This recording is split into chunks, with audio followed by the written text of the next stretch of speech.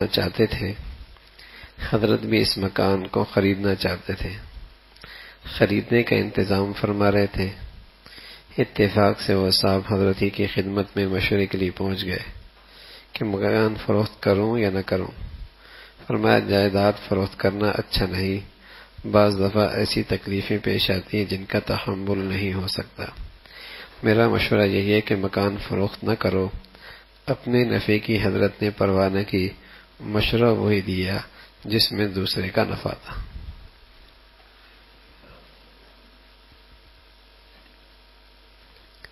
ایک ہی گھر ہوگا اس کا، تو حضرت نے چاہت حضرت کی بھی دیکھی یہ مکان میں خرید لوں، تو اللہ کی شان کے وہ مشورہ کے لیے حضرت ہی کے پاس آیا، تو حضرت نے وہ مشورہ دیا جو دیانت کا تقاضا تھا،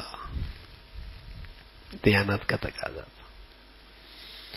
اپنا خیال نہیں رکھا، بلکہ یہ دیکھا کہ مشورے میں کیا خیر ہے، اس کے مطابق مشورہ دیا۔ تو دوسروں کے نفع کا خیال رکھنا بڑا مشکل کام ہے، لیکن جب تربیت ہو جاتی ہے، اللہ رب العزت فضل فرما دے، بظاہر یہ بات معمولی لگتی ہے لیکن بہت بڑی بات ہے۔ جب وہ اپنے نفس پہ یہاں قابو میں رکھ رہا ہے تو پھر انشاءاللہ وہ زندگی کے ہر معاملات میں اپنے نفس پہ قابو رکھتا ہے۔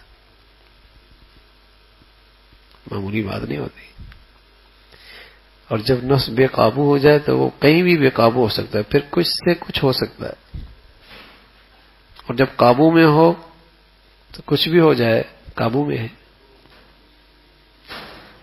نفس غالب نہیں ہے۔ تو یہ بڑی بات ہوتی ہے جب اللہ فضل فرما دے، تو جو اس طریقے سے ہر موقع پہ اپنے نفس کو آدمی قابو، چاہے کتنی اپنی چاہت ہو، اپنی خواہش ہو، لیکن کوئی ایسا فیصلہ، کوئی ایسی رائے، کوئی ایسا عمل نہیں کرتا جس سے دوسروں کے ساتھ دھوکہ ہو جائے، جس سے دوسروں کو نقصان پہنچے، جس سے دوسروں کو تکلیف آئے، ایسا نہیں کرتا۔ بھائی یہی تربیت ہے، ٹھیک ہے نا؟ بظاہر بہت ذکر کر رہا ہے، بہت تسبیح پڑھ رہا ہے، لیکن ذرا سا نفس کے خلاف ہو جائے تو وہ اسے گوارا نہیں ہے، بس اپنی چاہت پوری کرنا چاہتا ہے، اپنی چاہت پوری کرنا چاہتا ہے، چاہے دوسروں کا کچھ بھی ہو، تو یہ تھوڑی بات ہے۔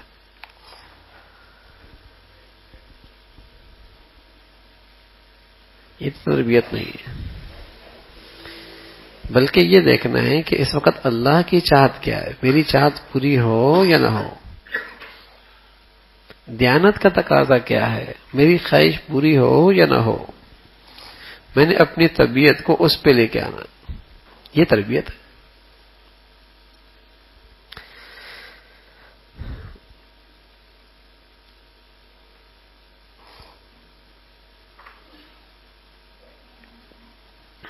فرمایا جو لوگ خلاف حق کسی کام میں مبتلا ہوں ان کا خلاف کرنا چاہیے، لیکن حتی الامکان بد زبانی سے احترام لازم ہے، اس میں اپنا ہی ضرر ہے۔ فرمایا ذلت در حقیقت عرض حاجت ہے، پھٹے کپڑے، ٹوٹے جوتے، پیوند پوش ہونا ذلت نہیں۔ فرمایا ذلت در حقیقت عرض حاجت ہے، پھٹے کپڑے، ٹوٹے جوتے، پیوند پوش ہونا ذلت نہیں۔ بس اوقات آدمی کے پاس وسائل نہیں ہوتے اور معمولی کپڑے پہنتا ہے، معمولی جوتے پہنتا ہے، تو وہ یہ نہ سمجھے کہ میں تو ذلیل ہوں۔ ذلت تو نام ہے کسی کے سامنے اپنی حاجات پیش کرتے رہنا، ذلت تو اس میں، یہ ذلت نہیں ہے کہ اس نے پھٹے کپڑے پہنے، پرانی چیزیں پہنی، یہ تو ذلت نہیں۔ ذلت تو یہ اپنی حاجات دوسروں کے سامنے پیش کرتے رہنا، یہ ذلت ہے۔ اور سچی بات ہے جب آدمی اپنے کپڑوں میں رہتا ہے اور اپنی چادر میں رہتا ہے تو اس ذلت سے محفوظ رہتا ہے، اس ذلت سے محفوظ رہتا ہے۔ اور جب آدمی اپنے سے زیادہ حیثیت بنانے کی کوشش کرتا ہے اور اپنے سے زیادہ دکھانے کی کوشش کرتا ہے تو ہمیشہ بیچارہ محتاج رہتا ہے۔ تو اپنے کپڑوں میں رہے گا، اپنی چادر میں رہے گا تو اس ذلت سے محفوظ رہے گا، اس ذلت سے محفوظ رہے گا۔ تو عرض حاجت پیش کرنا ذلت ہے، پھٹے پرانے کپڑے پہننا، سادہ جوتے پہننا یہ ذلت نہیں ہے۔ ارشاد فرمایا ہر کام میں آسان اور مختصر راستہ اختیار کرنا چاہیے، بے وجہ تطویل اور مشقت میں پڑنا عقل کے بھی خلاف ہے، سنت کی بھی۔ پیارے رسول صلی اللہ علیہ وسلم کو اللہ تعالیٰ نے وہ قوت اور ہمت عطا فرمائی تھی کہ آپ صلی اللہ علیہ وسلم اپنی ذات میں جس قدر چاہتے مشقت فرما سکتے تھے اور بالکل عزیمت پر عمل فرما سکتے تھے، مگر اس کے باوجود عادت شریفہ یہ تھی کہ جب آپ صلی اللہ علیہ وسلم کو دو کاموں میں اختیار دیا گیا تو ہمیشہ وہ کام اختیار فرمایا جو سہل اور آسان ہو۔ اس کی حکمت یہ تھی کہ امت متبع سنت ہو سکے۔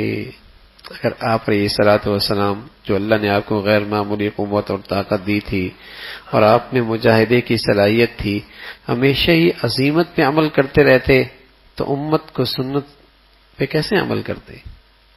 آپ نے امت کی خاطر سہل اور آسان کو اختیار کیا تاکہ ساری امت آسانی کے ساتھ سنت پہ عمل کر سکے، متبع سنت رہ سکے۔ ضعفاء امت سنت سے محروم نہ رہیں، ان کو یہ غم نہ ہو کہ ہم محروم رہ گئے۔ ظاہر ہے توکل، زہد، قناعت حضرت صلی اللہ علیہ وسلم سے زیادہ کس کو حاصل ہو سکتا ہے، لیکن اس کے باوجود بیویوں کے لیے سال بھر کا غلہ جمع فرما دیتے تھے تاکہ امت کو تنگی نہ ہو۔ سال بھر کا غلہ جمع کر دیا کرتے تھے، ورنہ آپ کا توکل آپ سے بڑھ کر کس کا ہو سکتا ہے؟ بیویاں آج ختم کر دو، کل پھر دیکھیں گے، کل پھر دیکھیں گے، لیکن نا ایسا نہیں کیا۔ اگر یہی کرتے تو امت کے لیے کتنا مسئلہ ہو جاتا۔ تو آسانی کا راستہ اختیار کیا، آسانی کا راستہ کہ کچھ خرچ بھی کر لو، کچھ جمع بھی کر لو، کچھ خرچ بھی کر لو، کچھ جمع بھی کر لو، کچھ خرچ بھی کر لو، کچھ اکٹھا بھی کر لو۔ آسانی کا راستہ بتا۔ ایک صاحب کا تذکرہ تھا، فرمایا دیندار آدمی تھے مگر ایک کمی تھی، اپنے آپ کو دیندار سمجھتے تھے۔ اس کا نام ہے خود پسندی۔ ضرورت اس کی تھی کہ اپنے کو مٹا دیں، اپنے کو مٹا دیں۔ اللہ ہمیں ایسی تربیت نصیب فرما دے بھائی، جتنا بڑا دیندار ہو اتنا ہی اپنی کمزوریوں کا احساس بڑھ جائے، یہی دینداری ہے۔ جتنا اچھا دیندار ہو اتنا ہی اپنی کمزوریوں کا احساس بڑھتا چلا جائے، یہی دینداری ہے۔ جتنا بڑا دیندار ہو اتنا ہی اپنی کمزوریوں کا احساس بڑھتا چلا جائے، یہی دینداری ہے، یہی دینداری ہے۔ اور جہاں یہ ہوا اب تو میں پہلے سے بہت اچھا ہو گیا، تو نمیاں پہلے ہی اچھے تھے جب آپ کو یہ احساس تھا، جو آپ کو احساس تھا۔ تو یہ خود پسندی اللہ کے نبی صلی اللہ علیہ وسلم نے بتلایا ہے، یہ بھی بڑا خطرناک مرض ہے۔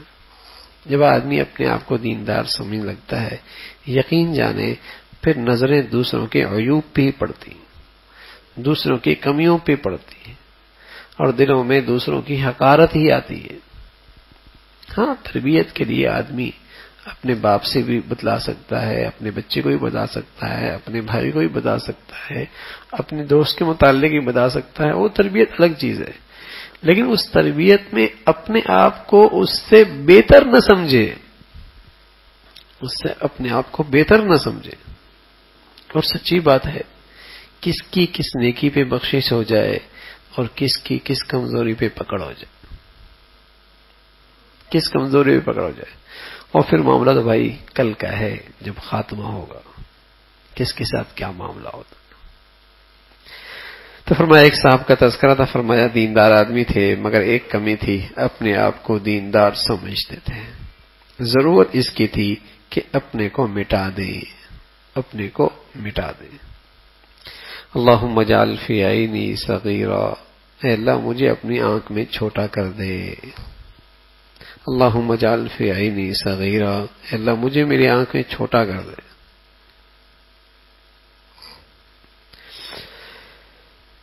علامہ سلمان ندوی تشریف لائے تو فرمایا مجھے کچھ نصیحت کیجیے. میں حیران تھا اتنے بڑے علامہ کو کیا نصیحت کروں. اس زمانے میں سلمان ندوی رحمۃ اللہ کا طوطی بولا کرتا تھا.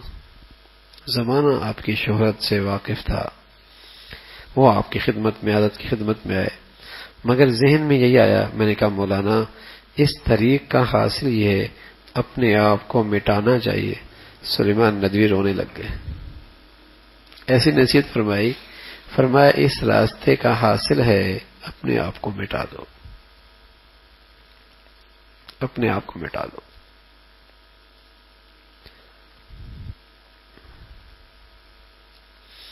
فرمایا الحمدللہ کبھی طبیعت کو عقل پر غالب آنے نہیں دیا، کبھی عقل کو شریعت پر غالب آنے نہیں دیا. عقل کا بھی ایک دائرہ ہے لیکن شریعت کا معاملہ اس سے بالا تر ہے. عقل سے کام ضرور لو لیکن شریعت کو اس کے اوپر بناؤ، حاسب بناؤ، نگہبان بناؤ، نگران بناؤ، شریعت کو اس پر نگران بناؤ. فرمایا اللہ کی چھوٹی چھوٹی نعمتوں کی بھی میرے دل میں بڑی قدر رہتی ہے اور کوشش کرتا ہوں اللہ کی ہر نعمت پر ہر وقت شکر رہے. فرمایا جب کوئی شخص دینی یا دنیاوی غرض سے میرے پاس آتا ہے تو بفضل تعالی میں جلد از جلد اس کو فارغ اور مطمئن کر دیتا ہوں. میں خود کسی امر میں زحمت انتظار برداشت نہیں کر سکتا، نہ دوسرے کو اپنی طرف سے منتظر رکھنا گوارا کرتا ہوں. فرمایا میں یہ تو نہیں کہتا کہ ہر وقت ذکر اللہ میں مشغول رہتا ہوں، مگر قلب کو اس کے لیے فارغ ہر وقت رکھتا ہوں کہ ہر وقت اللہ کے لیے دل کو خالی رکھتا ہوں. فرمایا تکلف اور قیمتی لباس مجھے کبھی پسند نہیں رہا، ہمیشہ سادہ لباس پہنا مگر صاف ستھرا رہنے کا ہمیشہ طبعاً اہتمام فرمایا. یہ ناچیز اور حاجی شیر محمد صاحب موجود تھے خانقاہ میں. حضرت خواجہ صاحب تشریف لائے اور فرمائے حضرت فرما رہے ہیں کہ ایک مضمون نقل کروانا ہے، اگر تم نقل کر دو تم دونوں میں سے ہر ایک کو 6 آنے فی گھنٹہ اجرت ملے گی. ہم نے عرض کیا ہم بلا اجرت ہی خوشی سے نقل کر دیں گے. خواجہ صاحب نے ہمارا جواب حضرت کو پہنچایا. واپس تشریف لا کر فرمایا، حضرت نے فرمایا کہ ہم بلا اجرت نقل نہیں کروائیں گے، کسی اور سے اجرت دے کر نقل کروا لیں گے. ہم نے عرض کیا حضرت اگر خوشی اجرت دینے ہی میں ہے تو ہم اجرت لے لیں گے. پھر ہم نے مضمون نقل کیا، جتنا وقت صرف ہوا، جتنی اجرت بنی ہم نے لکھ کر بھیج دیا. اتنی رقم حضرت نے بھیج دی، ہم نے لے لی. یاد پڑتا ہے خواجہ صاحب نے یہ فرمایا، حضرت نے فرمایا ہے ان دونوں کا خط اچھا ہے. یعنی معاملات میں اتنے صفائی، ٹھیک ہے نا، معاملات میں اس قدر صفائی اور اس انداز سے معاملہ کروانا، سبحان اللہ. فرمایا آرام سے رہو، آرام سے چلتے رہو. آدمی کو چاہیے کچھ رقم پس اندازہ کر کے اپنے پاس رکھے تاکہ نفس غنی رہے. زیادہ وظائف سے خشکی ہو تو چھوڑ دو، مقویات استعمال کرو، تفریح کرو، احباب سے ملو، طبیب سے مشورہ کر لو. بسا اوقات نری ذکر کرنے سے خشکی بھی ہو جاتی. ہم سے حضرت نے مجاہدہ کرایا ہی نہیں، بہت ہی آرام رکھا. فرمایا رخصت اللہ کی نعمت ہے، میں تو رخصت پر عمل کر لیتا ہوں، اس سے عجب نہیں ہوتا. جب آدمی کچھ عزیمت پہ کرنے لگتا ہے تو سمجھتا ہے میں کچھ بڑا بزرگ بن گیا. فرمایا میں رخصت پہ عمل کرتا ہوں، کبھی اپنی بڑائی آتی نہیں. ہم تو کمزور لوگ ہیں رخصت پہ عمل کر رہے ہیں، ہم تو کمزور لوگ ہیں رخصت پہ عمل کر رہے ہیں. تو فرمایا اس کی برکت سے کسی قدر رخصت عجب سے محفوظ رہتا، عجب سے محفوظ رہتا ہوں. فرمایا رخصت اللہ کی نعمت ہے، میں تو رخصت پر عمل کر لیتا ہوں، اس سے عجب نہیں آتا. کسی میں طاقت ہے اللہ اور اللہ کے رسول کے انعامات رخصت کو بند کر سکے، پر اس بات کا خیال رکھیں کوئی بات شریعت کے خلاف نہ ہو. سبحان اللہ، بس اس بات کی رعایت رکھی جائے کوئی کام شریعت کے خلاف نہ ہو، باقی رخصت پر عمل کرتے چلے جائیں، نجات ہو جائے گی. شریعت کے خلاف نہ قول ہو نہ عمل ہو، نہ کوئی حرکت ہو، شریعت کے خلاف نہ ہو، رخصت پر عمل کرتے رہیں، انشاءاللہ محفوظ رہو. جب اللہ نے آسانی دی ہے، ایک نعمت ملی ہے، کرتے چلے جائیں. اس طرح میں ناز مہلک ہے، تواضع اختیار کریں، کسی کو ذلیل نہ جانے. فرمایا اس راستے میں ناز مہلک ہے. ناز یعنی وہی خود پسندی، ناز میں آ جانا، بڑائی میں آ جانا، ہاں کہ بڑا نیک ہو گیا ہوں، بڑی بات کر رہا ہوں. فرمایا ناز اس راستے میں مہلک ہے. تواضع اختیار کریں، کسی کو ذلیل نہ جانے، کسی کو ذلیل نہ جانے. اللہ رب العزت بھائی ہمیں دین کی یہ حقیقت نصیب فرما دے، دین کی یہ حقیقت نصیب فرمائے. میرے عزیزو، کرتے بھی رہو، ڈرتے بھی رہو، کرتے بھی رہو، ڈرتے بھی رہو، اور اپنے اللہ سے ہمیشہ دین پہ چلنے میں آسانیاں مانگتے رہو، آسانیاں مانگتے رہو. یہ مانگتے رہنے بھی، یہ بھی عاجزی پیدا کرتا ہے کہ آدمی محتاجگی ظاہر کرتا ہے ہر وقت اللہ کے سامنے، ہر وقت چلتے پھرتے اللہ سے آسانیاں، عافیت، سہولت مانگتے رہو. پھر اللہ کا بڑا کرم ہو جائے گا، پھر اللہ کا بڑا کرم ہو جائے گا. اللہ عمل کی توفیق نصیب فرمائے. اللہم لک الحمد کلو ولک الشکر کلو، اللہم لک الحمد کلو ولک الشکر کلو. اللہم اعنا علی ذکرک و شکرک و حسن عبادتک. اللہم اعنا علی ذکرک و شکرک و حسن عبادتک. اللہم اجعل خیر عمرنا آخرنا وخیر عملنا خواتمنا وخیر ایامنا یوم نلقاک فیک. اللہم اجعل وساوس قلوبنا خشیتک وذکرک واجعل همومنا کما تحب وترضى. اللہم اجعل وساوس قلوبنا خشیتک وذکرک واجعل همومنا کما تحب وترضى. نستغفر اللہ، نستغفر اللہ، نستغفر اللہ. وصلی اللہ علی سیدنا محمد وعلی آلہ واصحابہ اجمعین برحمتک.